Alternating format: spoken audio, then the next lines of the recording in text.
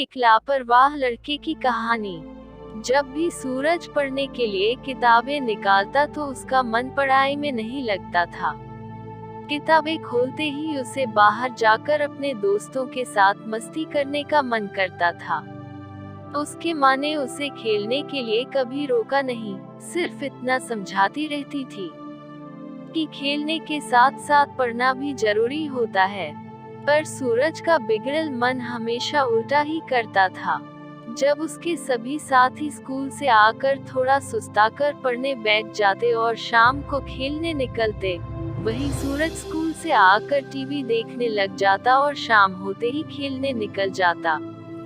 पढ़ाई पर मन न लगने की वजह से क्लास की परीक्षा में बड़ी ही मुश्किल से पास हो पाया। इतने कम नंबर देखकर उसके माँ ने उसे खूब डांटा और पढ़ने के लिए जोर देने को कहा। माँ के डर से सूरज पढ़ने तो बैठ जाता, पर उसका चंचल मन पढ़ाई में उसका साथ नहीं देता था। एक शाम उसकी माँ ने उसे बताया कि धोबी अभी तक उसकी स्कूल यूनिफॉर्म लेकर नहीं आया, और अगर धोबी नहीं आया तो अगले दिन वह स्कूल नहीं जा पाएगा। उसके माँ ने उसे बताया कि शायद धोबी बीमार पड़ा होगा। माँ ने सूरज को उसकी स्कूल यूनिफॉर्म लाने के लिए धोबी के घर जाने को कहा। धोबी का घर पास ही एक बस्ती में था, इसलिए सूरज पैदल ही चला गया। उस बस्ती में काफी गरीब लोग रहते थे। उस बस्ती में तो कई घरों में बिजली भी नहीं थी, लेकिन सड़कों पर बिजली के खंभे लगे थे जो चारों तरफ रोशनी फैला रहे थे।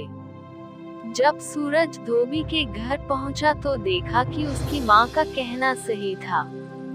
धोबी बीमार पड़ा था, इसलिए स्कूल यूनिफॉर्म लेकर नहीं आ पाया। सूरज ने धोबी से अपनी यूनिफॉर्म ली और घर की तरफ चल पड़ा। सूरज रास्ते पर चल रहा था कि तभी उसकी नजर एक खंबे के नीचे बैठे एक लड़के पर पड़ती है, जो किताबें खोलकर पढ़ रहा था। उसकी लगन देखकर सूरज उसके पास गया और उससे कहा, आखिर तुम इतनी रात को सड़क पर बैठकर क्यों पढ़ रहे हो?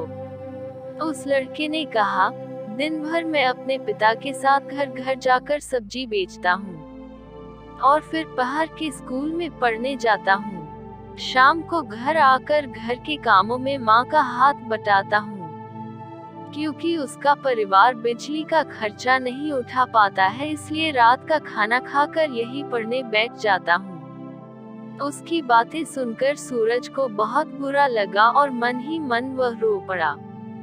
उसने अपने आप से कहा, कहाँ मैं दिन भर टीवी देखता और खेलता रहता हूँ, और कहाँ यह जो माँ और अपने पिता के कामों में हाथ बटाने के बाद भी सड़क पर बैठा पढ़ाई कर रहा है।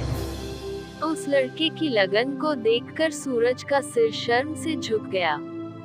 उसकी कदम तो घर की तरफ चल रहे थे, लेकिन उसका मन वहीं बैठा हुआ था। घर पहुंचने तक उसने यह ठान लिया था कि आज से पढ़ाई में पूरा मन लगाकर पढ़ेगा।